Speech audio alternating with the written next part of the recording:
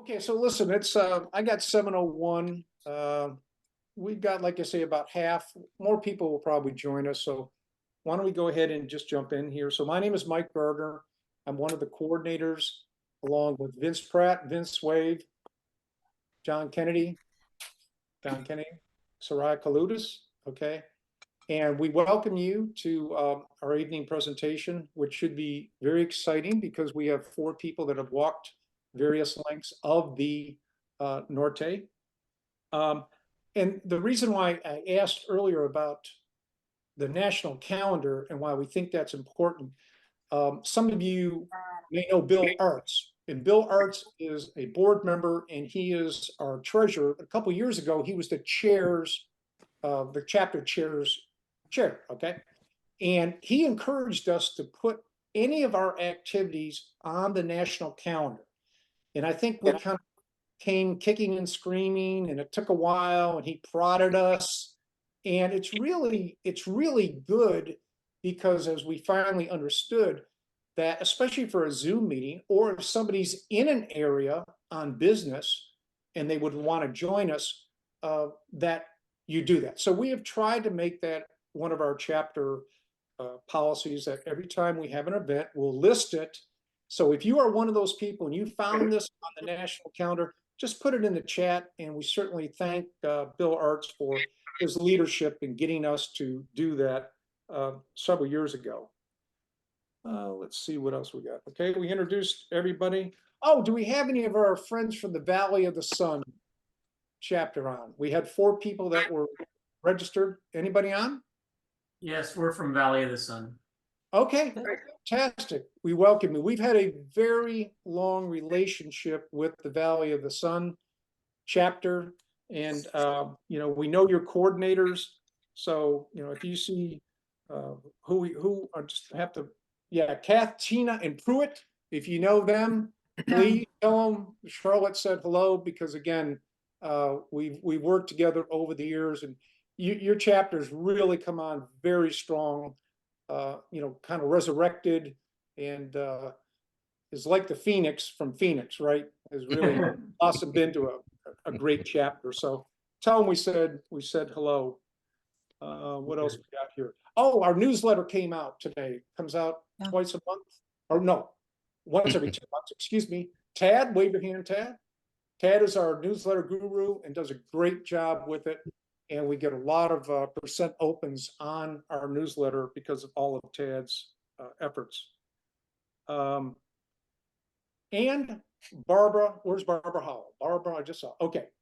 So anyway, a while back, what was it, maybe last year at the end of the year, something like that, we get this email from this person named Barbara, and we really didn't know who Barbara was, but she says, well, I've walked the Norte and I would love to share my experience with everybody. And it was like, oh, you have come to the right spot, because we will certainly allow you to do that and encourage you to do that. And if you've been in any connection with the Camino for any amount of time or work through a chapter, this is how it really works. That virtuous cycle is created by people like Barbara going on the Camino, returning from the Camino, and then being willing to share their experience. So Barbara, thank you, because you are the inspiration for this Zoom meeting tonight. And we really appreciate that. Thank you. And then we met her and she came to one of our coffees and found out more about her. So thank you so much for that. I will turn it over. If you're not muted, maybe, so I'm hearing a little background noise from somebody. Mute yourself if you don't mind. I want to turn it over to Soraya. She's just going to mention some of our upcoming activities for the people in the Charlotte area, and then she'll turn it over to John Kennedy, who will facilitate the panel. Thank you. So the Charlotte chapter here, I don't know who's aware, but we have 3 coffees a month, the first 3 Thursdays of each month. And the first one is at Park Road Park. I think we're reading at Mugs right now until the weather clears up. Yep.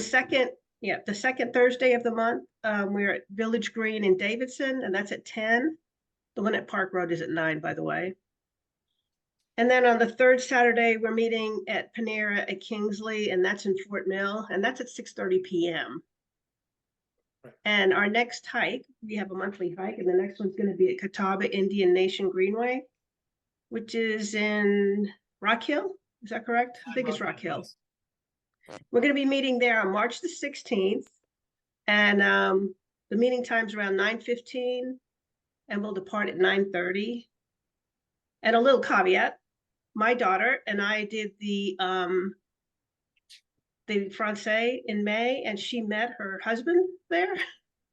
They just recently got married. They're expecting a baby, and they will be on the hike with us on the 16th. So if you Wow. want to meet the couple from the Camino Romance, Oh, they will be at our hike. We got some questions for the guide too, by the way. Okay. We're just gonna grill him. No. Yeah, you go ahead. He's Danish, but he speaks perfect English. We don't. And then they're excited to join everybody. They can't wait to meet everyone. Well, just let him know she's got a bunch of uncles here who'll be watching out for her. That's right. That's right. Well, you hear, Soraya, you hear about these Camino romances. We were talking about this on the last hike, and it's always somebody else in some other country, and you had Right. met them, and wow, talk about being close to home. Holy I know. smokes. I couldn't That's believe amazing. it. It was Yeah, sort of a that last should- minute thing that she decided to go with me. I kind of wanted to go on my own. I'm so glad she came. Wow. So yeah, it's exciting. So, John, we'll turn it over to you at this point. Thank you. Hey, and Soraya, thank you for that. And just a heads up to folks that might be coming to Davidson, if it is inclement weather, we meet upstairs at Summit, which is a coffee shop right across from the green. So, so just check for the announcement the week before, and we'll let you know probably where we're going to meet. So first, let me thank the panelists that are going to participate. Barbara Howell, if you could wave your hand, please. Dirk Eibel, Martha Harney, and Vince Pratt. And let's lead off. And first, could you please provide your background information, where you're from, and where you currently reside, please? I'm Vince Pratt. I'm here in Charlotte. I've walked half a dozen Caminos. I just go back every year almost, and I'm planning to go with Dirk and some others to Italy this year and walk on the Francigena some. Nice. Cool. I'm Martha Harney, and I walked the Camino Frances 3 times, 2012, 2013, and 2019. And I just did the Norte a year ago. And I'm leaving April 2nd to go do it again. I All currently right. live in Weaverville, North Carolina. Cool. Oh, wow. My name is Barbara Howell. I live just north of Charlotte in Cornelius, North Carolina. I walked the Camino Frances in its entirety in 2016, and then went back every year doing one of the Caminos, but just a part of it, 2 to 3 weeks. I did the Camino Geneve, the Camino Frances again, and then the Portuguese, and then the Norte last fall. I'm a fall walker because it's less rain. Cool. And Dirk, My name is Dirk Eibel. I am German, married to an American lady. We live in Charlotte since '95. I did my first Camino 2018, the Frances, and like my wife would say, that got me the bug. I did the Portuguese, I walked in France, and in 2023 I did the Norte. And with Vince and 2 other friends, we're gonna do Via Francigena in Italy this year. We're leaving April 23rd, so 3 weeks later than Martha. so we're going to skip around a little bit from the questions I sent out. So when did you walk the Norte, and how much of the Norte did you walk? And let's go ahead with the panel if you could just kind of cycle through that yourself. I walked in 2015. I walked the first half from Irun over to I forget the name of the town, and then I turned down to Oviedo and came down the Primitivo. That was in 2015. A few years later, I went back and walked the second half of the Norte. I I went, I left on I started walking on April 19th and I stayed on the Norte the entire time and went in at Ribadeseo, and then I kind of skipped the Frances altogether with being able to just kind of zip in at Lavacola and go on in. Then I walked on out to Finisterre and Muxia. I walked 34 days to Santiago and 4 more days to Finisterre and Muxia.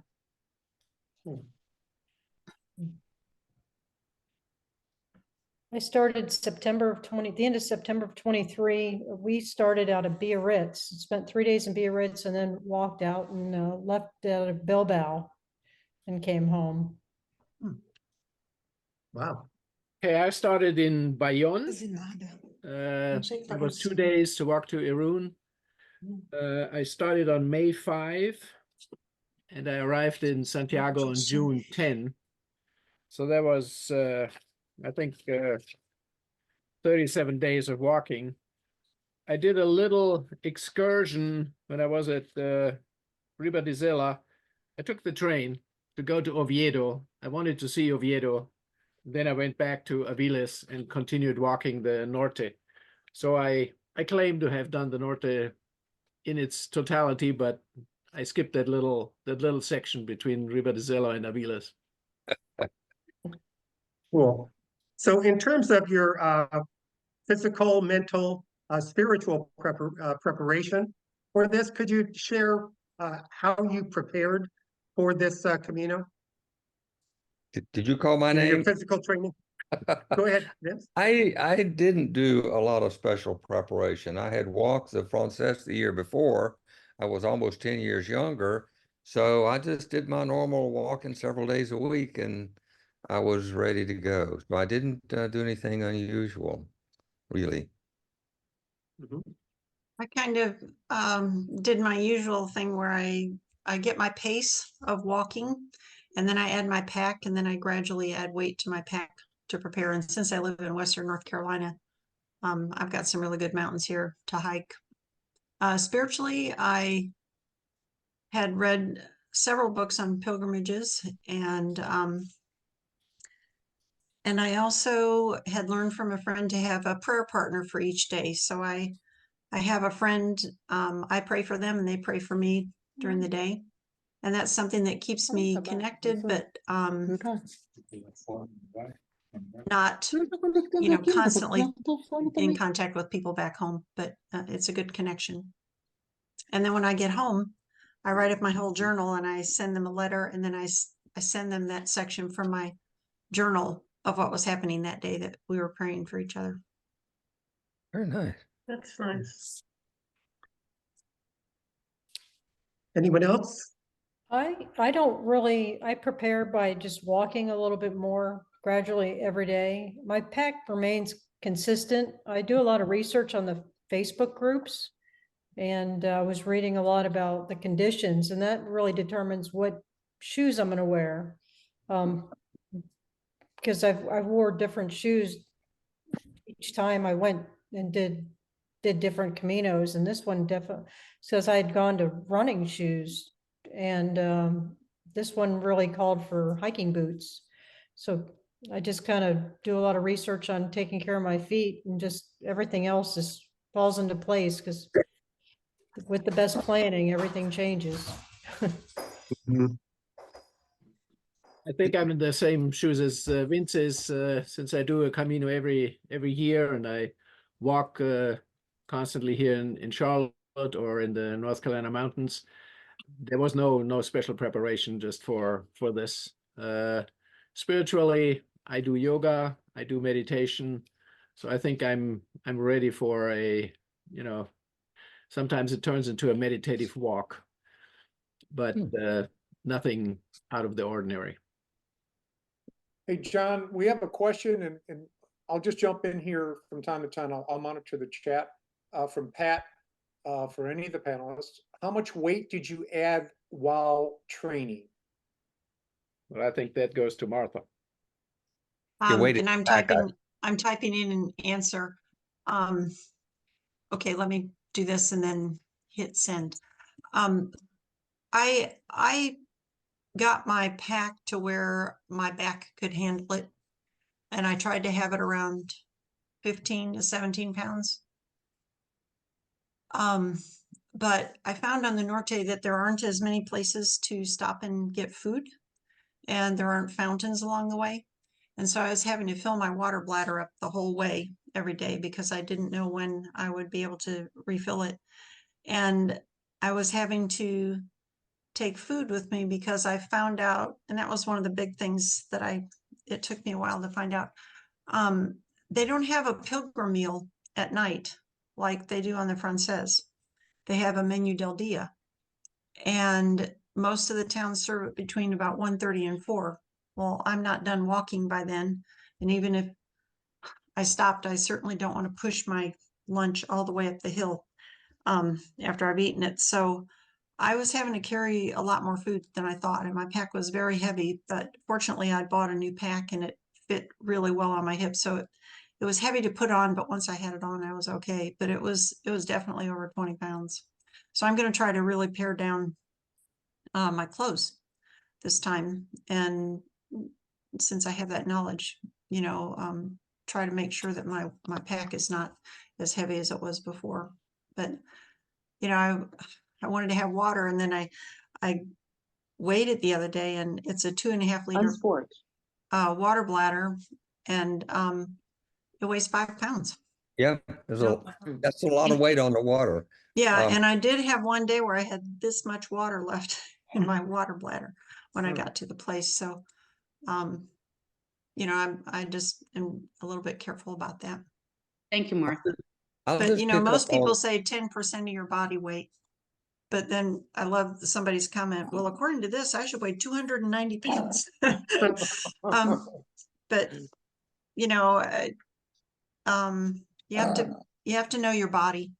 Can you sleep in just a sleep sack, or do you need and do you need a fleece or not, and everything?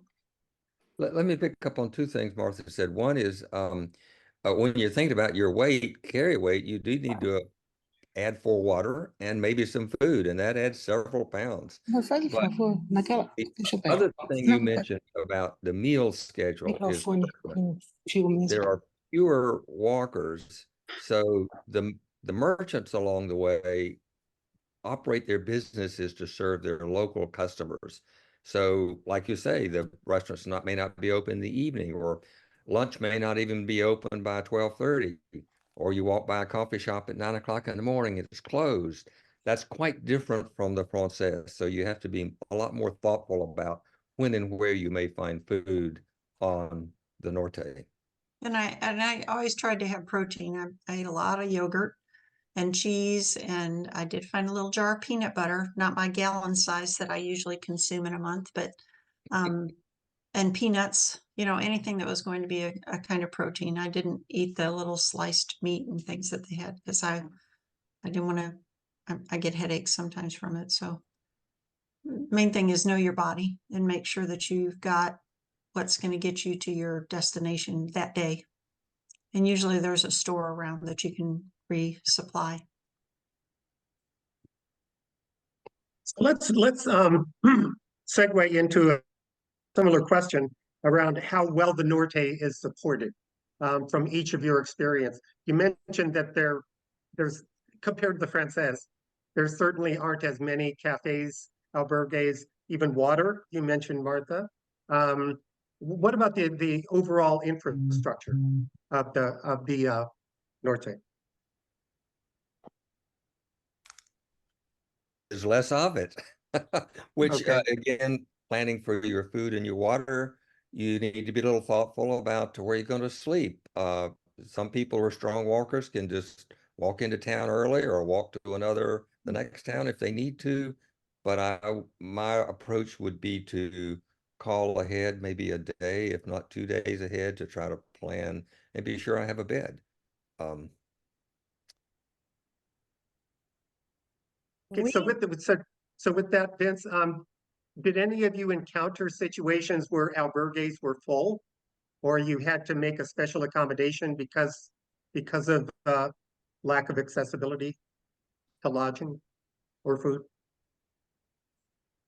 We came across, we reserved in advance. We stayed in 3 pilgrims accommodation places. The first one, only you had to get there early, so we left early to get there early because it only slept 14 people. And then we stayed in between stages, except for we stayed in San Juan de however you say it, and we stayed at that hostel there. And it only sleeps 14. So if you didn't get there early enough, and there was a place we stayed just prior to Irene, it only slept 20, and it was full. Hmm. But so since we stayed in between stages, we didn't have the food or the water problem because we were walking shorter distances and found some really nice places and booked a couple places just a couple of kilometers off the Camino. We stayed at a cideria that was also a bed and breakfast. And there were some other pilgrims there that we met, and we ended up walking with them till Bilbao and stay with them in a few other places. And then instead of staying in Deba, we walked around the coast along the path to Matrico, and then walked back up a couple of kilometers to the path and on to Charmaine. It's hard to pronounce all the names, the Basque names, but so that's how we got around the food and the water issue, not having to carry so much water. We'd walk like 10, 12 miles a day. That was about it. When you stayed off route, you walked to those destinations, or did you get a taxi lift? You walked to those. We walked. Yeah. Okay. We walked them. They're relatively close to the Camino. All right, great. And an easy back on, because I was reading a lot about the accommodations were full, because you're walking through all these beach surf tourist towns, so, and they don't really care about the pilgrims. You know, Right. they have another source of income. So we booked where we could in advance, and we booked an albergue in advance. I can't remember the name of the place, but it was in the middle of nowhere in between, and it was full. Every place we stayed in the albergues were full. Wow. Wow. They turned people away. And you went in the fall? Yes. I'd like to show you the mother of all spreadsheets that I made before I went. Wow. Okay. Wow. That's a And what I planner. thought was, okay, I'll do all this legwork here. And then when I get there, if I can't stay in the Pilgrim Hostel, I'll just automatically stay in these and I won't have to look it up. Well, starting on day 3, the whole thing was off kilter. But I really intend to stay in as many pilgrim hostels and parochial things as I can this time. I think I got all caught up in the hype. You know, there's no room, there's no room, there's no room. And I think you just have to get there and figure the crowds. I mean, you do that on the Frances too. You look in the little villages and there's 30 people and there's a tour company of 20 that's going to stay there that night. You know, you figure out, okay, I'm either going to stay before or after that town that night. But what she said about there can be surfer dudes and hikers, you know, there are a lot of people on these trails who are just out hiking. They don't even know about the Camino. And I think probably just doing it a day or 2 ahead of time is better than getting yourself locked into stuff. But that's just me. I did lock myself in from Ribadeseo to Santiago because it was the last leg and I'd really been overdoing it and I needed to slow down. And some days I felt like stopping and some days I could have walked further. So I don't really want to lock myself in like that, but definitely make arrangements in Santiago and Finisterre and Lucia if you're going to go there. I want And to the- pick up on what Vince said. I want to like to point towards the issue of supply and demand. The Norte has a lot fewer pilgrims and walkers than the Frances. So it's quite normal and to be expected that the Frances has a lot more albergos. And as was said, the Norte touches on a couple of beach towns where the pilgrims are not number one, they are maybe number two or three. But overall, my experience, walking in May was that the supply of beds is sufficient for the demand or for the number of walkers. I don't recall any instance. I think I wanted to go to one albergo and find out it's closed. There was, so to speak, an information error. I probably stayed 3 or 4 times in not an albergo because it was a beach town and I just made a reservation in a hostel or a B&B or something like that. But in general, I would not say you need to worry about places to stay on the Norte. There's enough capacity there for the number of walkers there are. But as it is now, I think common practice to reserve a day or two ahead is probably a very wise strategy. So I've got to go ahead. I'm sorry. Well, I was just going to pick up from the chat if I can, John, if that's all right. Yep. Okay, so I'm going to read this, and Debbie, you can wave, and so can Sheila. Let me reel this back up. Hey, this is great. I'm Debbie from Georgia. I'm walking the Norte next May, 2025. Yes. Okay. 3rd week and all of June with my son's mother-in-law, Sheila, who lives in Brazil. Okay. Also on this Zoom. Where, Sheila, are you joining us from Brazil? Oh, Okay. She's joining us from Brazil. Okay, so here's the Wonderful. question. yeah, wait a minute. Oh, go ahead. Please, go ahead. Oh, Sheila, I don't think we can hear you, but Sheila lives in Sao Paulo, and her daughter and my son are married. And 5 years ago, Sheila, I guess we were talking about the Appalachian Trail or something, and then she said, "Well, let me tell you about this other walk." And anyway, she told me all about the Camino, and I had no idea. And she said, "Well, the one I want to do is the one in the north." And so I started reading it, and I said, "You do know that's the hardest. Everybody says it's the hardest one." She said, "I know." And so anyway, so in January last month, I said, "Sheila, when are we going to do this?" And she said, "We just need to pick a date." So I said, "Okay, how about?" And so we just picked the 3rd week of May next year. I work in the school system, and she's going to be in Italy for a wedding. And so we're going to go the end of May and all of June. And so it's very interesting because she's a member of the Brazil Pilgrims in the Camino Association. And then I'm going to join the Atlanta group here. I've just reached out to them. And so it's interesting because she's been going to workshops and things in Brazil. And then we talk on WhatsApp, and then we, well, what did you learn? And here's what I've learned. And so this is our first time together hearing the same information. That's exciting. Oh, cool. That's very cool. That's Oh. very cool. Well, And your Atlanta group is a very strong group, so I think you'll enjoy and learn a lot from them. They're great. I'm getting sense. I'm very excited. I like your Debbie, walking Dirk, time. I I was like gonna your say- walking oh, time, I'm May sorry. and June, but it will be warm in June. Well, Your question about sleeping bags, I carry a sleeping sack.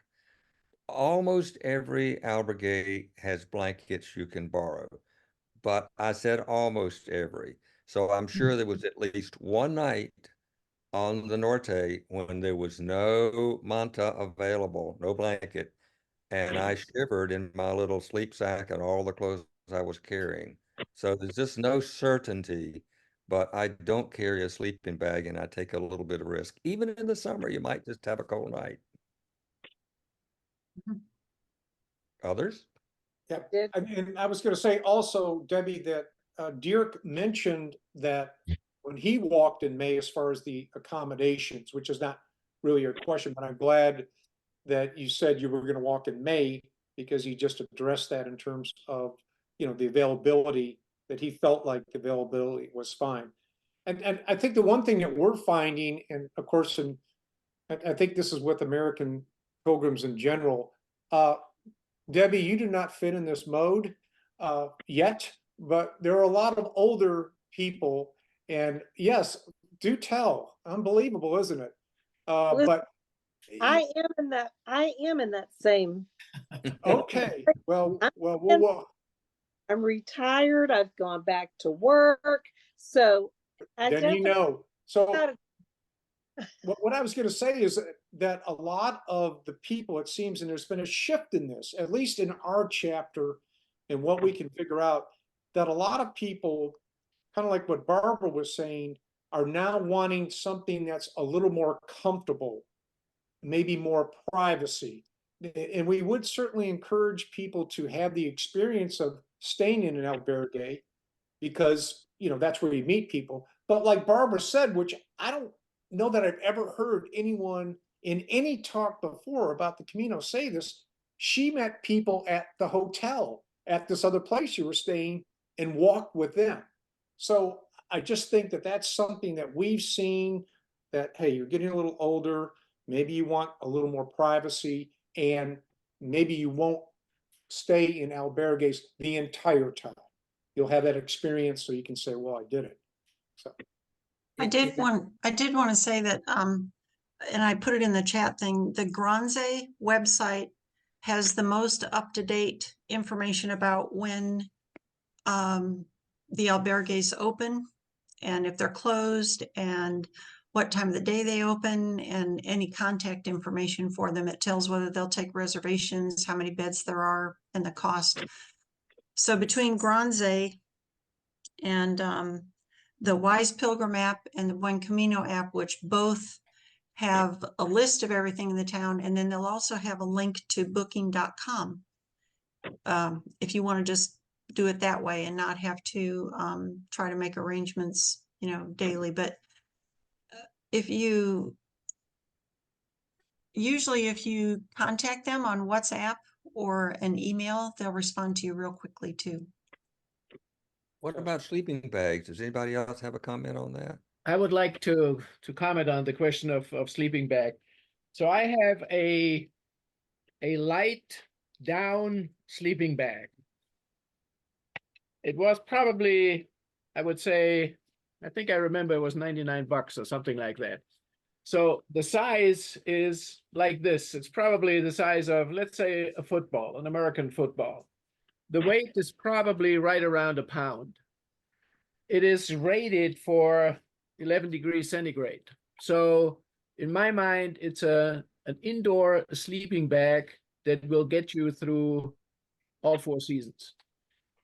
Vince is right. Sometimes you come into an albergo where the blankets are not that readily available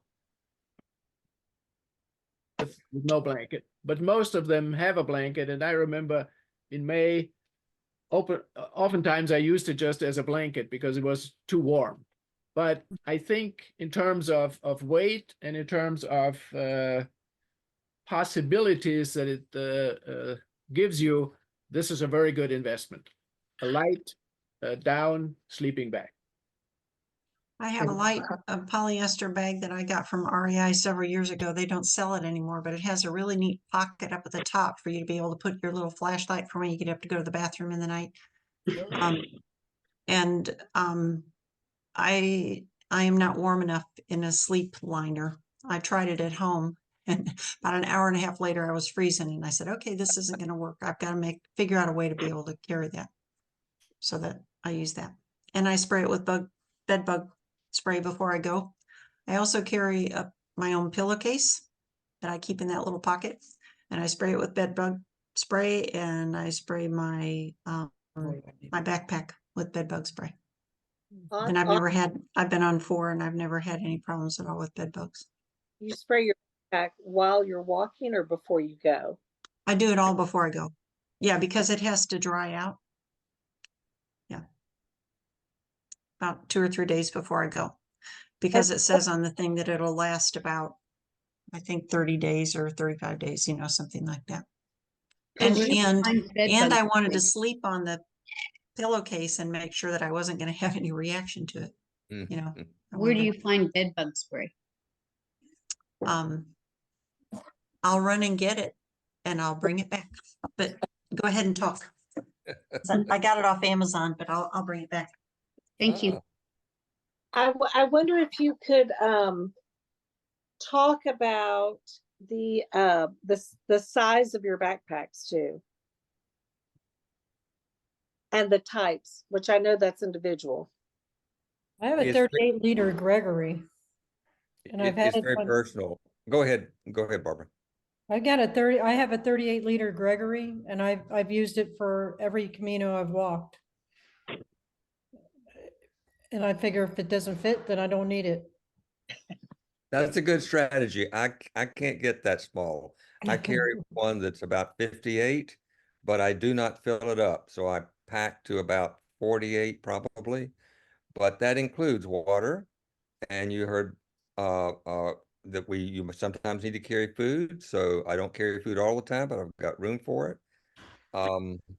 And I carry an iPad and a battery charger or spare battery that stays charged. So if my phone runs out while I'm walking, I can recharge it. So I carry some weight that's not absolutely required and that a lot of people don't carry. But I probably pack to about 48 liters. What do you use for a battery charger? Say again? What do you use for battery pack? Oh, there are several brands, Anchor and some others, but I go to the one I've had several years, but you go to Amazon and search for I don't know what you call it, a battery pack or spare battery. And I never ran out of battery. I put my phone on airplane mode and it will still track you on your app so that you can see that you're on the trail even while you're in airplane mode. I only took it That's off exactly- airplane mode twice the whole time I was there, I think. That's exactly right. The applications I use do not require a cell connection, which would run your battery down quicker. But this is not light. This is another 7 ounces or so. But for some reason, my phone does not always last all day. So I'll be walking down the Camino with a little charge cord coming out of my pack, connected to my phone, so I can have it operating. Or that's just the way my phone seems to be. It needs a little boost. Thank But you, not Ted. everybody does. Thank you, Dan. So again, it's extra weight. And I'm using those several applications when I walk because I like to have some of those applications have a map in them and a yellow line that shows where the Camino is and a blue dot that shows where you are. So I'm always happy when my blue dot is on the yellow line. If it's not, I can find my way back. But again, I did that the whole time and I had my phone on airplane mode and it still kept me. Good. My little dot was on well, it was mostly on the dot. That's something else that I wanted to talk about is that, you think that the Camino del Norte goes along the coast. You see all the beautiful pictures of the beaches. Well, the beaches are not always on the Camino. Okay, I'm sorry. Let me finish up with my Promethean thing, my bedbug spray. And so I would usually have Buen Camino and Wise Pilgrim open. And then I started using All Trails.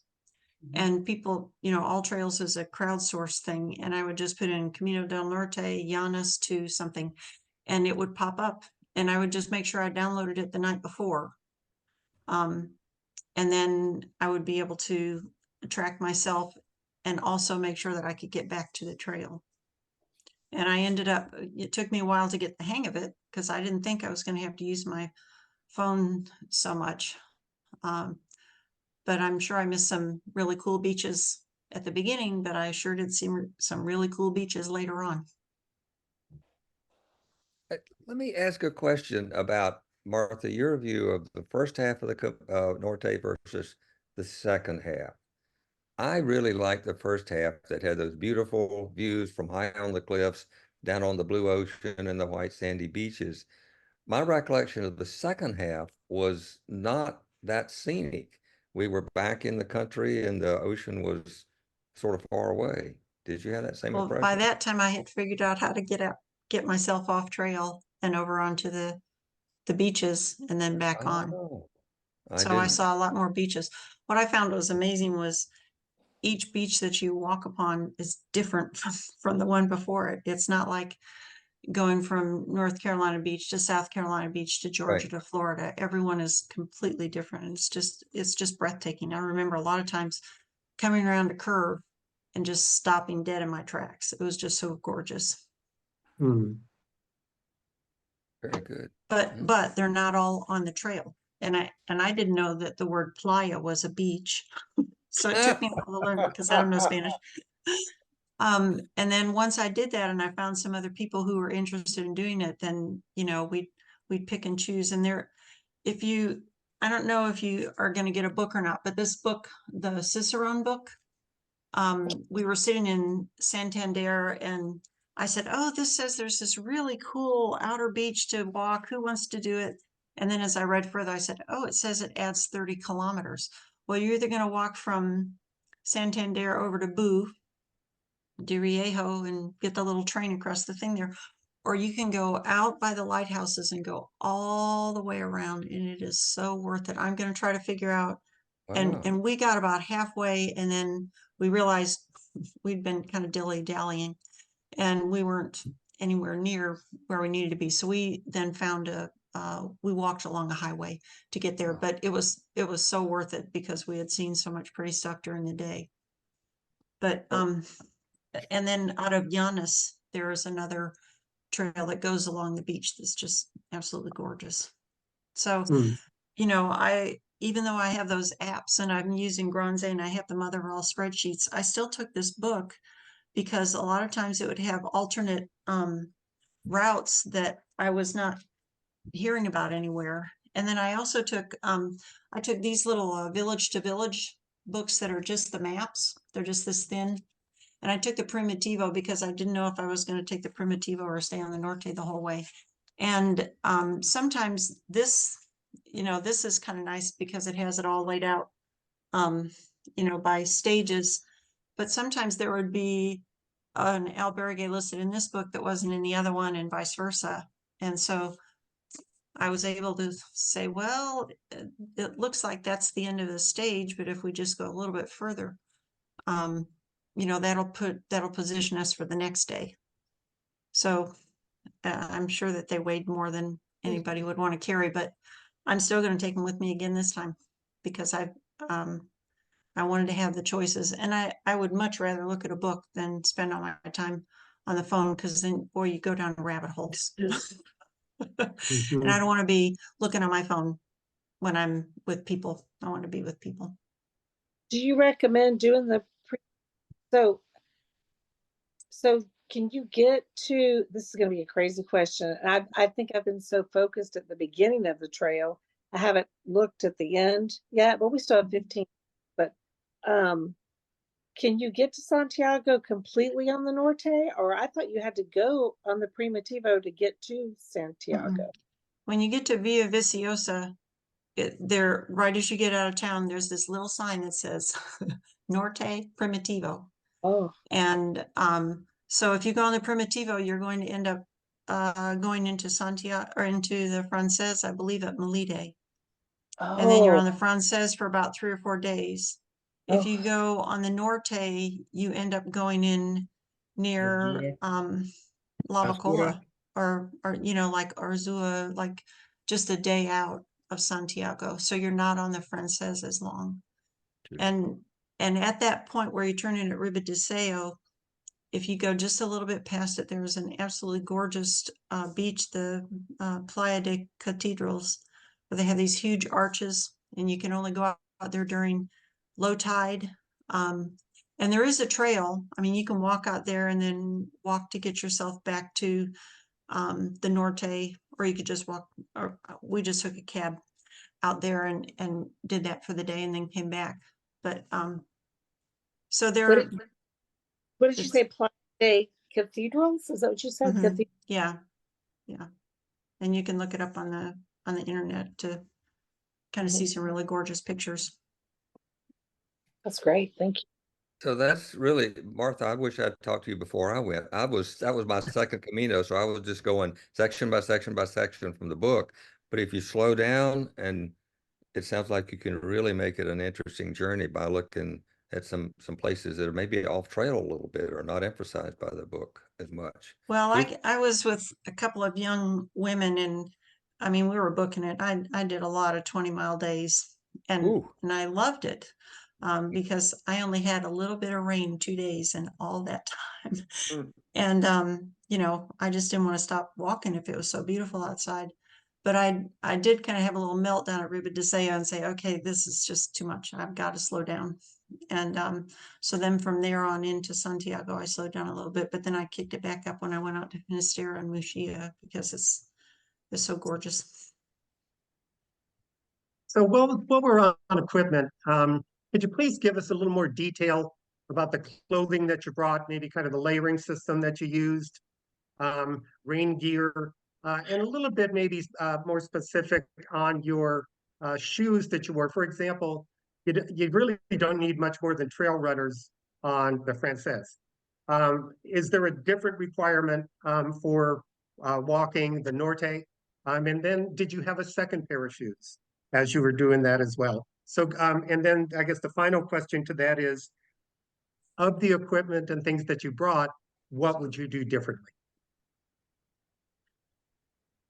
As it was mentioned before, I walk always with trail runners, Hoka, Speed Goat, number 5 or 7 or whatever it is.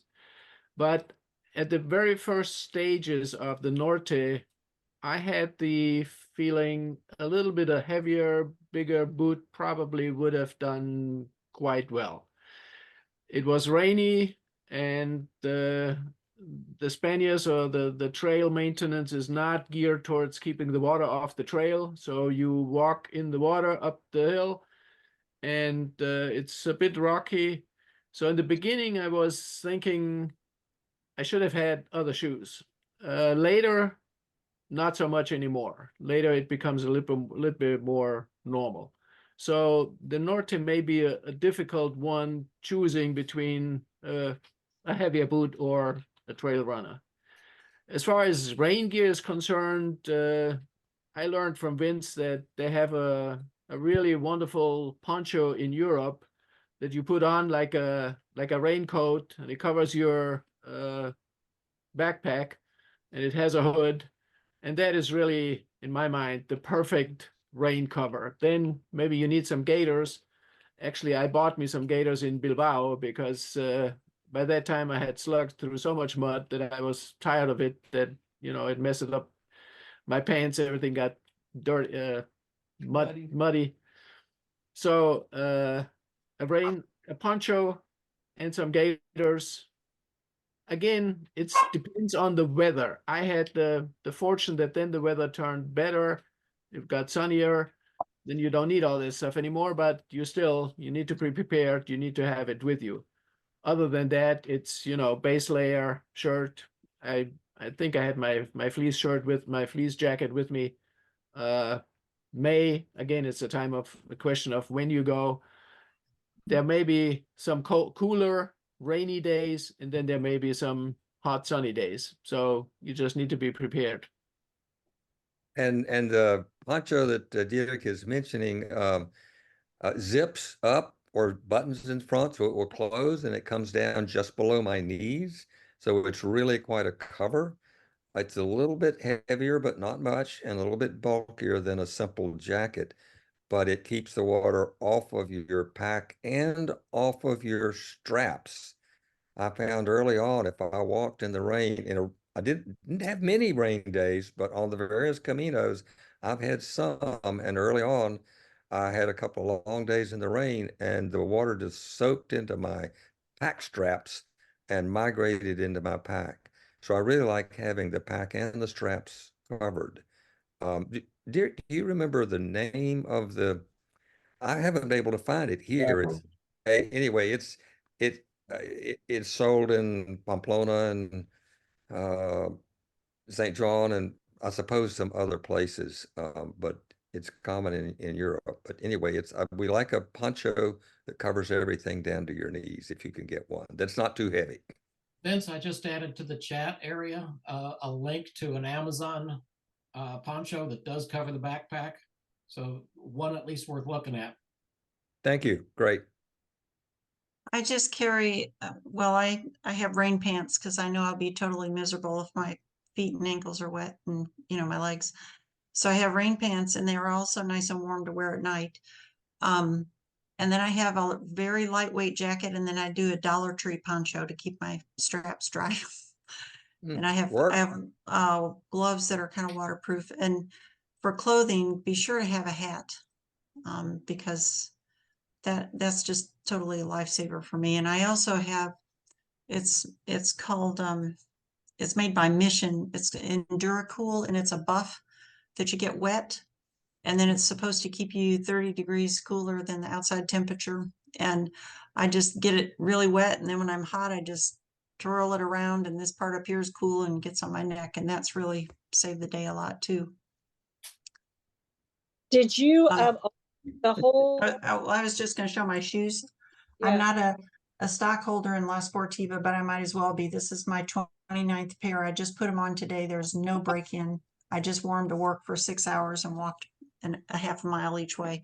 What's But the brand? they're my shoe, La Sportiva Wildcats, and I put it in the chat. But everybody's got their own thing that really fits their feet. So make sure that you've broken them in and that you're going to be comfortable. I also put Vaseline on my feet, and I wear Right socks, which are double layered socks. They're made in Burlington, North Carolina, actually. And I have never had a blister the whole time. Well, but the shoes that fit is really, really critical. And like you, I found a shoe that fit 8 or 9 years ago, and now I just buy the same ones either from the store or from the internet, because I always buy the same model, same size, and it works great. Yeah, I don't do that with anything else, but I definitely do that with these. I And have I've tried other stuff. I keep trying, oh, you should get Hoka's. They're like walking on marshmallows. They just don't work for me. Derek has got his rain gear. Yeah, the name on the poncho is Altus. There it is. I picked it up ALTUS. I picked it up in Spain. So that's where I got mine. I got mine in Leon. I thought, well, I'm walking, because it's supposed to be so wet from Leon to Santiago, right? Galicia. Didn't get any rain. Well, that's because you had the poncho. That's why I got it, and I take it with me every time, but I haven't had to wear it but once. Best deal you got. I had a question about shoe. 2 questions about shoes. I've read that you should get shoes that are half a size larger than your regular size feet. And I walk around and finding it pretty uncomfortable, but maybe I just don't have the right shoes. But then the other thing is did whatever shoe you have, did that shoe last you 500 miles, or did you have to ship ahead another pair of shoes that is exactly like your shoe and then do 250 with that? Yes. So Sarai may have a different comment, but my shoes will go 500, but not much more. I learned that after my first Camino. I tried to go walk on the Appalachian Trail, and they fell apart in 4 days. So I always start with a brand new pair that I've worn 3 or 4 times just to be sure there's nothing about them that's different from the previous pair I bought that always fit. So I wear the same shoes, but I always start with a new pair, and they'll go the 500 miles. And I forget what the other point was, but the half size larger relates to your feet are gonna swell up when you walk all day. So it's a question of, can you practice that? Can you train that before? Can you check that out? But I do think, yes, if you go with your normal feet early morning in the store and you buy a shoe, you probably want it a little bit wider, a little bit bigger, because your feet are going to swell.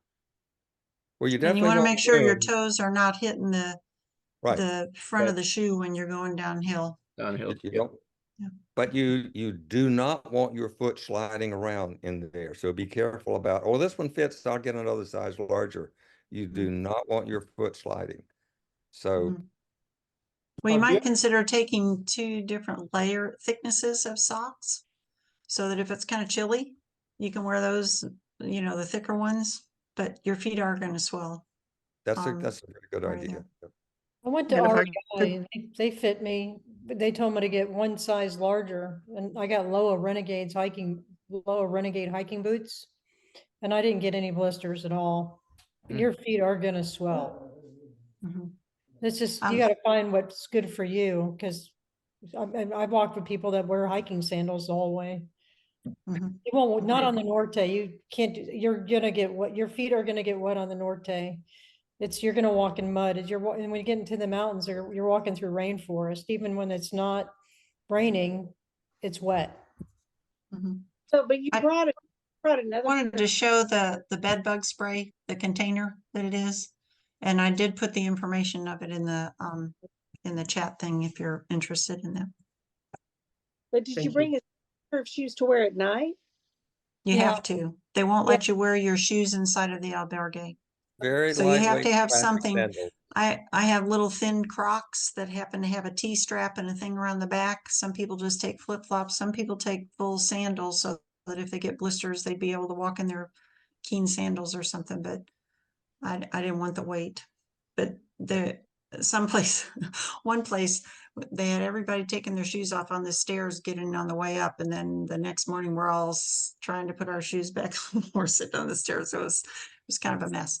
But yeah, you have to have something else to wear, and you don't want to walk around barefooted or sock footed. That was my Right. indulgence. I had my hiking boots, my hiking sandals, and my Clark flip flops for nighttime because they're so comfortable. Ooh. Mhm. Mhm. The first concern And- is, of course, weight, but yes, as Martha says, you have to have a second pair. And I would add the thought, if the second pair is capable of handling water so that you can use it in the shower, that may be of a benefit to you, because maybe you don't want to step into that common shower area with your bare feet. Especially if you've got any kind of open sores or anything, you really don't want to be just stepping right on the floor with that. I just bought some, I think I don't know how to pronounce it, but I think they're oboes. No, wait a minute. UFOs, That's a good brand. wonderful. Right. So I just bought some UFOs recovery slides. Oh my goodness. They're like 100 feet. They Those will be perfect. good. So the other thing too is if I had a small issue with blisters by my toes, and I bought a sock liner that had the toe separation. The brand I bought was Injinji, I believe. But anyway, they were very good in terms of avoiding the friction between toes. And I used that as a liner, and then the Smartwool sock over that. Okay, to kind of work towards wrapping up here, it's about 8 o'clock. What would you like to say to our participants about your overall Camino del Norte experience? And if there is a most salient memory or experience of your Camino, what was that?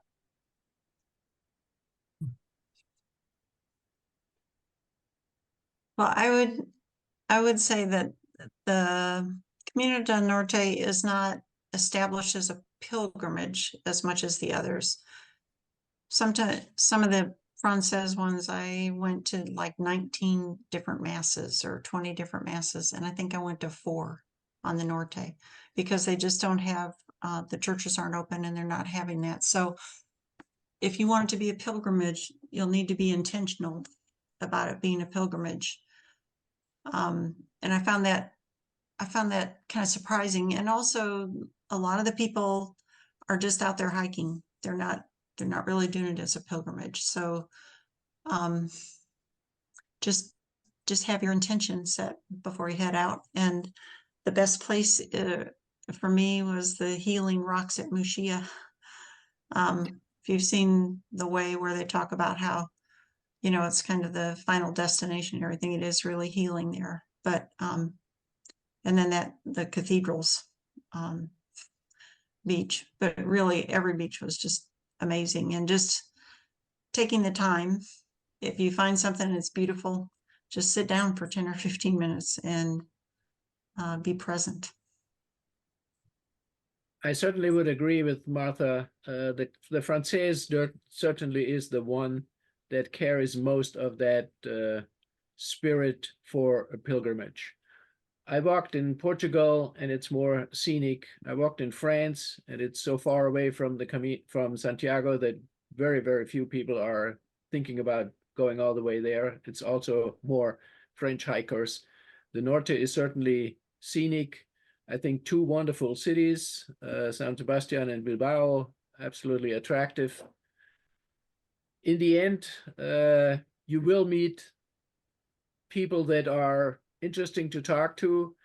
You will experience beautiful landscape, Spanish food and wine, but maybe that spiritual aspect is a little bit more low-key than on the Française. And the one thing that I would like to point out to everybody, when you get to Santiago, take the tour to the roof of the cathedral. Yes. That is absolutely breathtaking, that you can walk onto the roof of that huge church. It's all made out of stone. It's absolutely mind-blowing.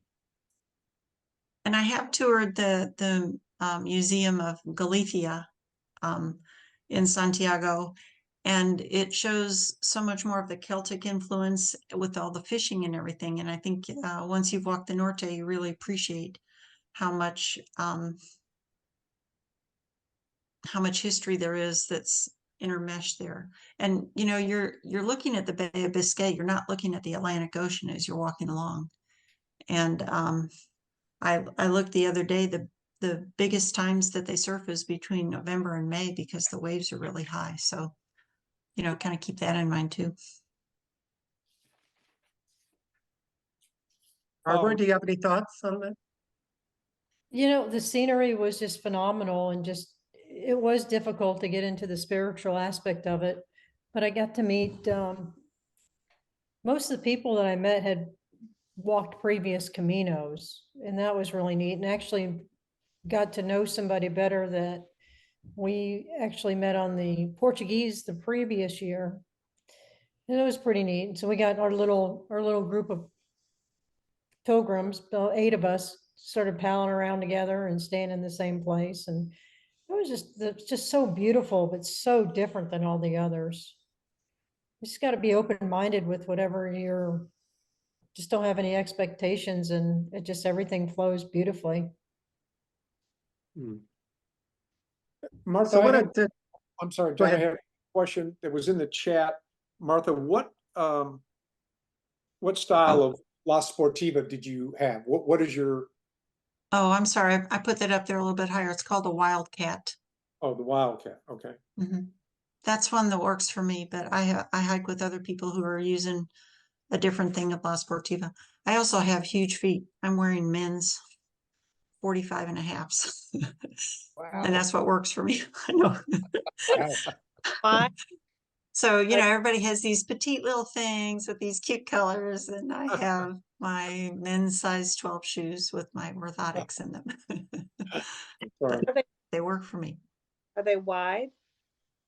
No, and actually my feet are kind of narrow. So, but I do have a problem with the neuroma. So the ball of the foot area is wide enough that I don't have a problem with that. But you know, other people have tried them and they think they're too narrow. So. But if you need wide shoes, some of these models can be found in a wide rather than just a regular. But you have to make an effort to find that. Usually they're just offered in a standard width. So it takes some effort to find a wide version of the shoe you like. Hey, And John, I keep panicking every time I see REI put them on sale. I'm thinking, oh no, they're going to discontinue them. And I go buy 2 or 3 pairs and have them in my closet because I do not want to have to deal with figuring out something new. I usually have a new pair sitting on my shelf waiting for next year. Yep. What kind of shoes do you wear, Vince? Solomon's, similar Oh. to, it's a Solomon GTX Ultra, I forget the number, but it's a Solomon low cut trail runner. And I prefer the waterproof. If it's really raining, it's not going to keep your feet dry. But if there's only a little water or the grass is wet, it will make a difference for me. Hey, John, Mine I are want to waterproof. mention one thing before we go into the wrap up. And that's about this aspect of trash, something that our chapter, and I think other chapters as well, have really started to push a lot more. You know, we have a strong tradition in the US of, you know, if you pack it in, you pack it out. And we get that from a lot of different places, from, you know, scouting, from the military, from hiking clubs, that sort of thing. And we certainly want to continue that tradition. There's a person, Karen Kaiser, in fact, she is going to be at the upcoming gathering. Vince is going to meet her. She has developed a little handout in both Spanish and in English of what to do about picking up trash, plan ahead, wait, know how to go, think twice, support the locals, make it better. And I don't know if you can see this or not, but it's a little handout that we're going to start providing to our members for people that are going, just to keep the awareness up about this issue of trash. And I know when we met Barbara, we asked Barbara, well, did you see any trash? And she said, well, you know, because you've walked a lot of Caminos. And I think your response was words to the effect of, when I see trash, I try to pick it up. And if we can all at least try to do something, then we just leave the Camino in a better way than when we got there. So that is something to consider as well on your trip, is how do I dispose of my personal trash?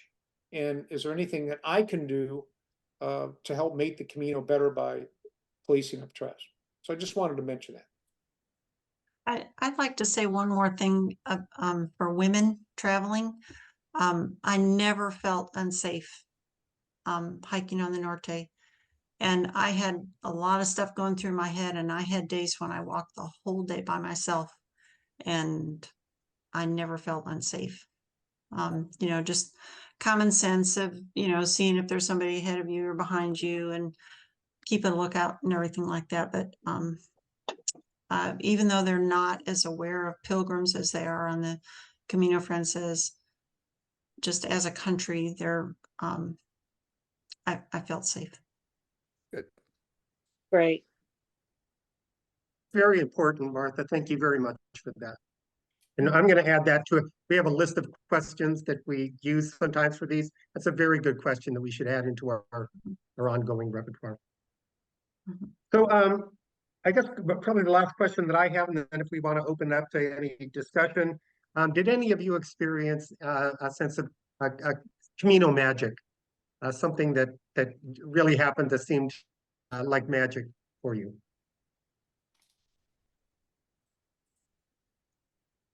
About 5 days in, I was walking with this woman who was kind of wide with her sticks. And I looked to the side and I looked down just in time to see her stick, and I fell flat down on my face. And my eye and my cheek instantly puffed up. And I didn't see it, but there were these two people behind walking from the village out. And he came up and he said, 911 ambulance, you know, and I said, no. And I took out my phone and put it on, you know, selfie. And I thought, oh, well, no wonder, because I mean, it instantly popped up. They ran back and got some ice for me to be able to put on that. And I think just that they were there at just that moment was pretty profound for me to know that people were taking care of me. God was taking care of me. And I was right by a village. I wasn't out in the middle of somewhere by myself, you know, and I fell on what was a wood chip path. If it had been cement or rocks or anything, I would have really been injured. So.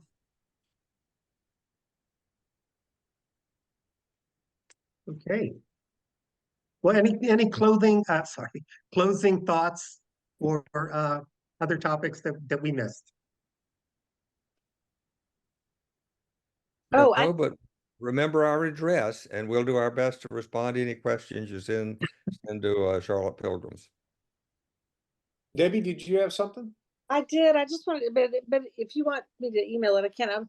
Just as an idea for a budget for the Norte. I know that I've heard that it's more expensive than the Frances, and just an idea for that. I would say I spent about 30 euros a day on the Frances, and I only spent about 35 on the Norte, but not necessarily even that much because I wasn't doing as many of the pilgrim meals and things like that. But it depends on where you stay. And it depends on the food that you're eating. So yeah, I would just add, that's a pretty modest budget. It's certainly obvious you can do that. I'm I cheap. probably spent 50 or 60 euros a day. I was eating in a restaurant whenever I could. But I don't remember noticing the difference between the two Caminos, but 50 to 60 euros or 30 to 40, to sort of depending on your approach to food and where you stay. Do you stay in the 12 euro hostels, or do you stay in the 25 or 35 euro hotels? So And there has are a big, Donativo, there's a network of Donativo places as well that have a meal included in it that you leave what you feel is appropriate, but usually end up leaving more because they've made it such a wonderful experience for you. yes. The accommodation is clearly the biggest point in the budget. So if you stay with albergos, I would say yes, 30 to 50 euros should be absolutely possible. And that reminds me, there's one albergo along the Norte that was outstanding, and that's in Guermes. Some pastor, some Catholic Papa, priest started a donativo, really somewhere out in the country, but a very big installation with little, I think there were 6 beds maybe to the little house, and then multiple of those. Wonderful experience and a wonderful albergo. But then there's other, there's a couple of convents, a couple of monasteries along the way. I think you get wonderful accommodation for small money, but in the bigger places at the coast, along the coast, you may have to spend some money for some more regular hotels. Yeah, I was going to say, when you're on the Camino where there's normal Camino support, places to get food, places to eat, places to stay, your budget could be pretty modest. But if you hit a bigger city, or when you get to Santiago, if you want a nicer place to stay, or if you want to take a tour, or if you want to ride a bus out to Fistero, if you don't have to have time. So your daily budget while you're walking may be more modest if you step back and look at what's my overall travel budget and include any other things you may want to do that are a little touristy, or if you're going to ride a train or an airplane or a bus from Santiago to some other city, then your average maybe goes up a little bit. For Santiago, of course, we recommend Seminario Minor. Wonderful place, very affordable. And for at least Bilbao, I can recommend the All Iron Hostel. It's a couple of stairs up. You need to walk up there and then come down to the city, but it's a very nice place and very affordable. Will you put those in the notes? The first one, what was the one you said in I can do that one. If you could do the one in Bilbao, Derek. Okay. It's Seminario Minor, and it's about 22 euros for an individual room with a sink, and you go down the hall for a bath. Let's see. and the San Marin right across from the cathedral in Santiago as well is really wonderful. It has a floor for pilgrims, and the rest of it's about a 4 or 5 star hotel.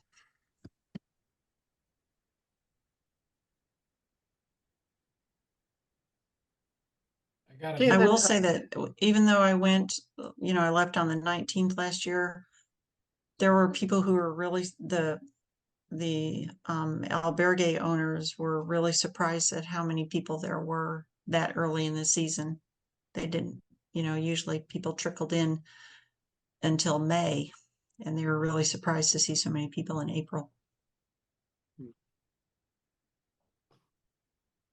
So in terms of flying in to your Caminos, where did you fly into to start the Norte? I flew into Irun, and you can walk from the Irun, it's called San Sebastian, but you I can was gonna walk from say. that, you can walk from that airport to the Pilgrim Hostel. It's only a 30-minute walk. Yeah, I would, whenever I travel from Charlotte to Spain, it seems like I always go through Madrid.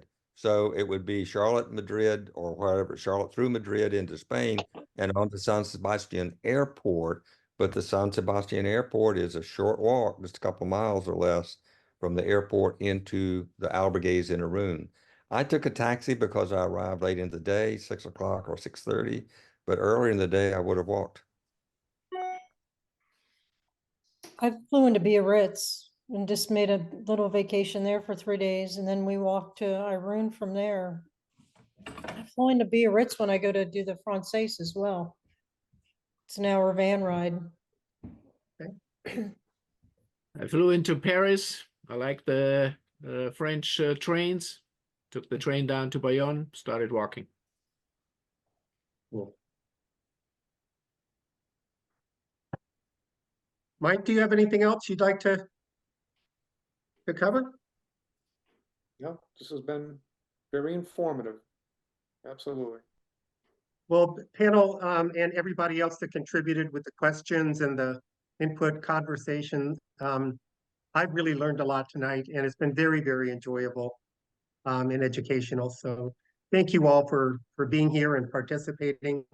And we do have this recorded, so I believe we can share some of the specifics if you need it. And thank you for being part of it.